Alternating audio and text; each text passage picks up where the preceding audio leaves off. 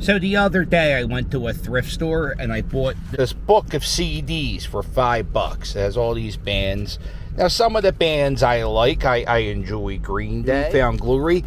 I don't know who Gavin DeGRAW is. I've never listened to the Lizzie McGuire soundtrack. Amplified Heart, what's that? Don't know. Who could that be? I think that's AFI. I could be wrong. So whenever I go for a car ride, I've been listening to an album I've never listened to before.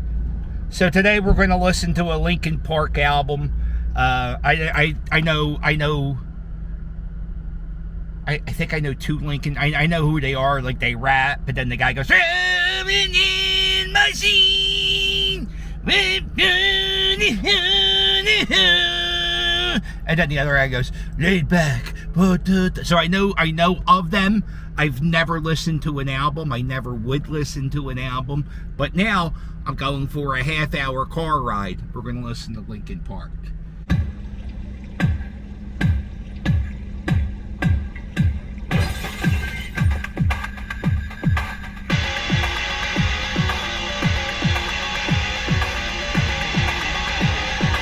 Oh, I like it.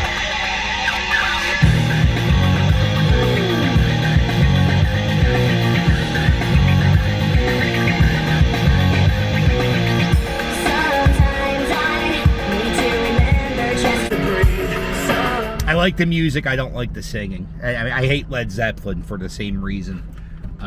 So, all right. Well, it's going to be a long car ride. Let's get ready to listen to some Linkin Park.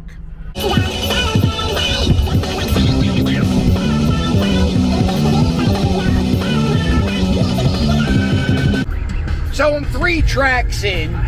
I listened to the first 3 tracks. Track 3 was the best of the ones so far. I really like the music of Linkin Park. And if it's not too much singing and a lot more of the rapping, it's good. The lyrics, I gotta pay more attention to them. I'm more of a rhythm guy. That's why Flo Rida is my favorite artist, because he makes the sickest beats. So back to Linkin Park. But track 3 was very good. Track 3 was so good, I said to myself, pick up the camera and say track 3 was good. Track 3 was good. So I'm up to track 9. I know a few songs off this album. They've been playing. I feel like WWE plays these songs during pay-per-views. That's how I listen to music. I watch the WWE Network. Let me turn this down. I've been listening to the lyrics. They're not very good. It just seems like somebody's having a lot of arguments in their head. You ever have an argument with somebody in your head? Beginning, like the first 10 seconds of each song, if you play them on a loop, I think they could be professional wrestling theme songs. Oh, man.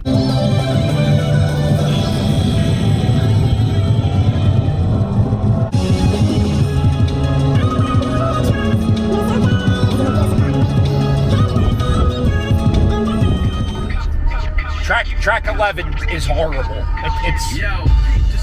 It's like a bad Beastie Boys song. It also seems like every song is about being ignored and nobody's listening. I'm pretty sure this album sold pretty good. I don't know. Who the hell's ignoring these people? I'm sure they're very successful. A lot of people would like to have to give them attention. I don't know. Very emo. Emo are the lyrics. That's all I'm saying. All right, and the album is over. On a scale of 1 to 10, I would give this album a 5. Like if I was at a barbecue and somebody said, "Hey, I got the Beach Boys or Linkin Park. What do you want?" And I would go, "What Beach Boys album?" And it would all depend on what Beach Boys album was. I probably would go with Beach Boys, but that was a bad example. If somebody said, "Hey, where am I going? Riverfront, Center Lane." If somebody would say, "Hey, Boy, this is a horrible neighborhood. Where the fuck am I? I'm in Wilmington, Delaware. That's where I drove to today. And I don't know. Yeah, it wouldn't bother me if it was on in a barbecue. Now, I have this CD in my book.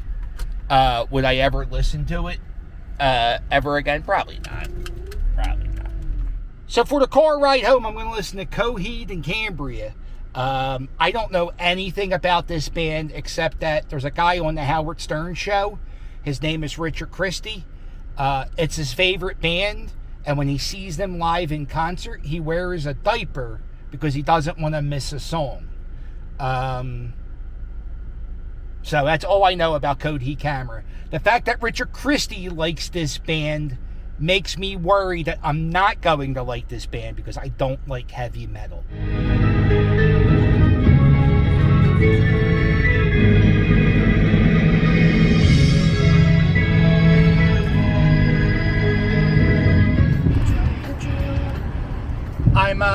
I'm 4 tracks in to the Coheed and Cambria CD. It's okay. It's not that bad, actually. The band is, musically, the band is amazing. The singer's voice is okay. Now, I don't like high-pitched voices. I'm very weird. But I'm jamming out track number 4. There's a part that goes, pull the trigger and the nightmare stops. Pull the trigger and the nightmare stops. I like that. That was good. It was catchy. I can't really hear the lyrics. I can't, it's hard for me to understand rock lyrics without the lyric sheet. But the music's good. His voice is okay. We're 4 tracks in. Let's get back to it. A little more Coheed and Cambria.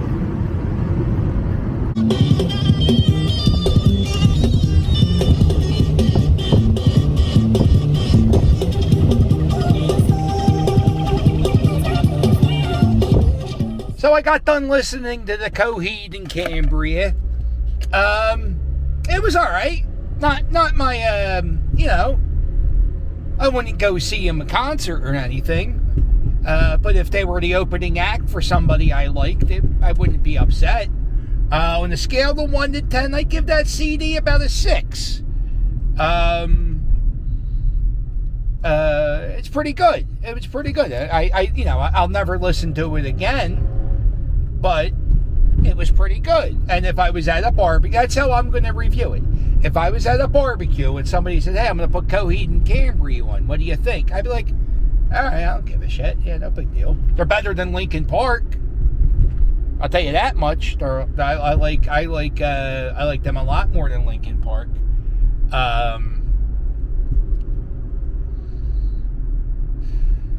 So that's my review of Coheed and Cambria. I don't even know the name of that album. So,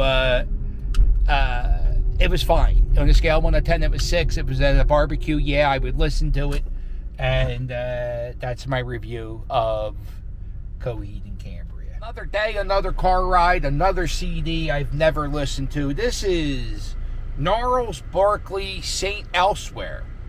St. Elsewhere was a TV show starring Denzel Washington and Howie Mandel. Gnarls Barkley, I know the song Crazy. That's why I'm crazy. That's why I'm crazy. And I know the other one, Forget You. Don't you hate when you hear that version and not the right version? But I think the Forget You isn't Gnarls Barkley. I think that is CeeLo Green by himself. So what the hell does Gnarls Barkley sound like? Let's find out.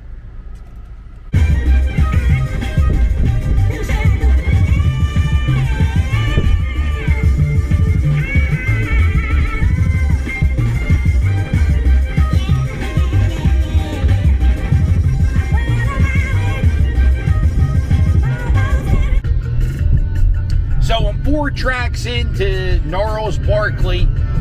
I like it. I like it a lot. It might even make my regular CD rotation.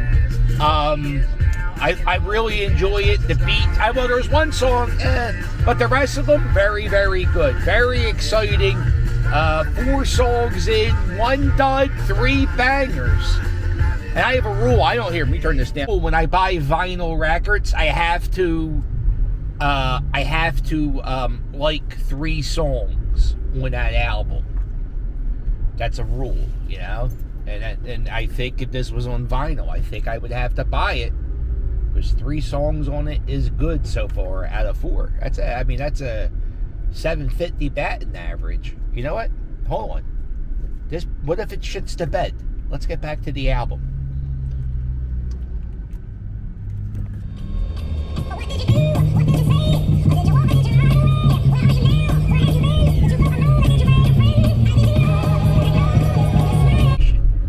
It's now out of CD rotation. It's not. They shit the bed. Pretty much is what it comes down to. Is they shit the bed. Can they save it? It's very exciting. I don't know. I don't think they can because the song about feng shui. You can't do that. You can't have songs about feng shui, especially if I can't accept right turns. So why have a stop sign? Yeah, it's man, that crazy song's good. And the first song it opened up with was like a gospel type thing, really good. Then he did the feng shui song. Boom. The next song, yeah, no, it's not. A lot of mental health in this album. I mean, the album's crazy, so I guess, you know, that's not the aim. But yeah, it's hard. I don't like the beat for this song. Boom. So I finished Gnarls Barkley. On a scale of 1 to 10, I'll give it a 6, right? So it was a 6. It's the first 4 songs were really good, and then I never saw an album shit a bed the way this album shit the bed. Maybe he was setting the mood. It sounds like this album was about him having a mental breakdown.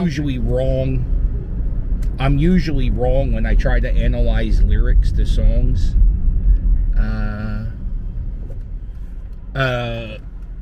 So on the scale of 1 to 10, I give it a 6. If somebody was at a barbecue and I'm in their backyard, we're getting ready to barbecue, and he would go, "Yo, you mind if I put on Gnarls Barkley?" Yeah, I'd be like, all right. I mean, nothing, you know, can we just listen to the first 4 songs? That's what I would say. Can we just listen to the first 4 songs? And then they're like, no, I like the last half of the album. And I'm like, oh, well, listen, I got to leave this barbecue. A long car ride ahead of me, and today we are listening to Gavin DeGRAW. The album is Chariot. I have no clue what I'm in store for. I'll tell you the truth. I'm a little nervous. It could either be a Christian rock album or it could be country music. So let's see what this guy's all about. Through this destruction, as we are standing on our feet, I see it every day, but you have to follow through. You have to follow through. So 4 songs in, and boy, oh boy, was I in for a treat. I know this guy. And know what's funny? What are you doing? Okay, that's not how stop signs work, though, but it's okay. I want to. The first song he did, I was like, oh, I know this song. And then the second song he did, hello, Ron, you got to wait for me. And then the second song he did, Chariot, I didn't know that song was called Chariot. I always thought that song was called Carry Us. But now I know it's called Chariot. The more you know. So yeah, so 4 songs in. Pretty good. Kind of gives me a Ben Folds 5 vibe, if that's what you're into. I'm not really, they're okay. Well, Gavin DeGRAW. How well? Well, I mean, I don't know him that well. I don't know his name, but I knew 3 or 4 songs off this album. And they're all good songs. And the songs that I didn't know, they were okay. So on a scale of 1 to 10, you know, 5 is okay. On a scale of 1 to 10, I give this a 7. I give this one a 7. It was pretty good. It was pretty good.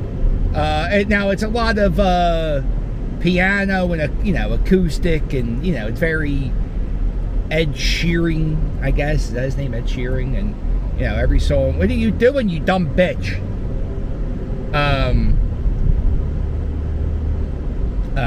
If I was at a barbecue and someone would say, "Hey, you want to put on some Gavin DeGRAW?" I go, "Yeah, I don't mind if I do. Let's put it on. Let's listen to some Gavin DeGRAW." So that's it. That's my review of Gavin DeGRAW. Chariot. It's not Carry Us. It's Chariot. Track 8. Track 8 is the banger. And it... I don't want to be anything.